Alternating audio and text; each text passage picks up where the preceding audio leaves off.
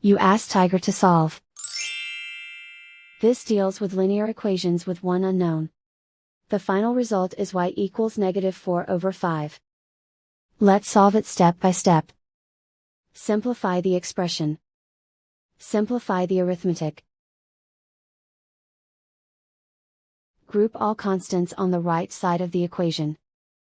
Add 4 to both sides. Simplify the arithmetic.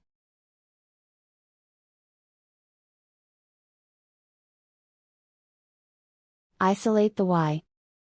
Divide both sides by -5. Cancel out the negatives. Simplify the fraction. Move the negative sign from the denominator to the numerator.